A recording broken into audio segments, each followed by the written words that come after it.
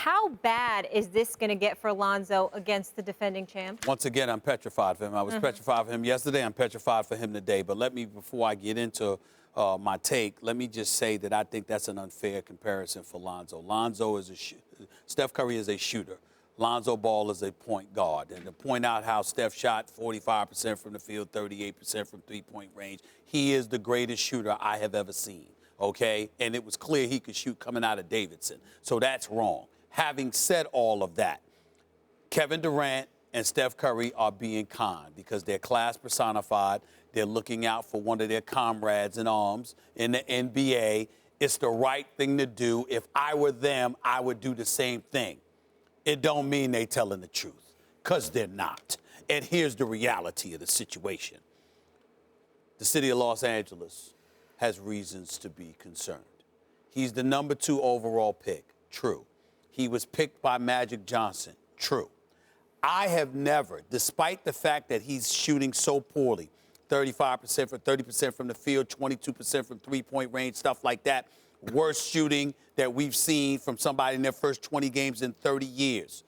It wasn't until yesterday, Max, that I brought up those numbers, because my issue with Lonzo Ball has not been those things. My issue with Lonzo Ball is this inherent lack of assertiveness. That's my problem. It's not inefficiency. It's the lack of aggression. And I've seen players play trying to figure stuff out. What I haven't seen is the passiveness. Completely and totally content throwing the ball to the side, running away from the ball, not being a part of plays offensively. I haven't seen that from most rookies. That's the issue. His shooting looks awful. I'm prayerful that he'll get beyond that. That is true.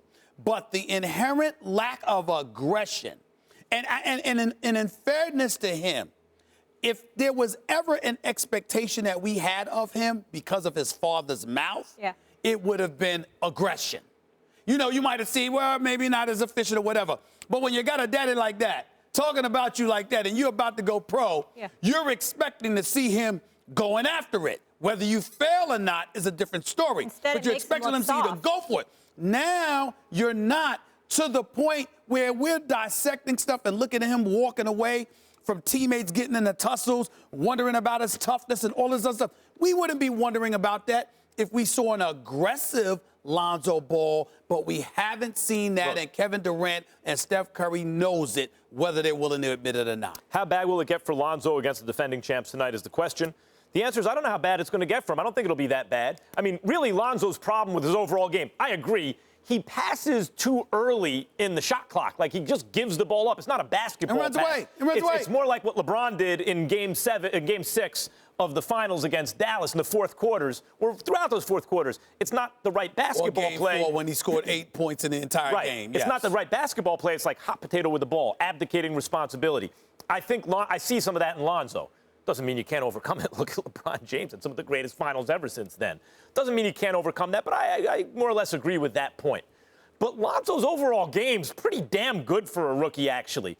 Like, and this is not like a team, the Golden State Warriors, where they have a great on-ball point guard defender, right? Unless they put Klay Thompson on him or something. But I could see Lonzo Ball winding up with double-digit points, double-digit assists, close to that, and rebounds, couple of steals. Let's say 10 points, 12 assists, 8 boards, and a couple of steals. Is that a bad game? His team will lose because they're completely overmatched by the best team in basketball and one of the best teams in basketball history, and they're a young, hopefully ascending team from that, you know, by their lights. But so they're going to lose. Lonzo may not score a ton. Mainly that'll be, I think, even more than lack of aggression, shots not falling.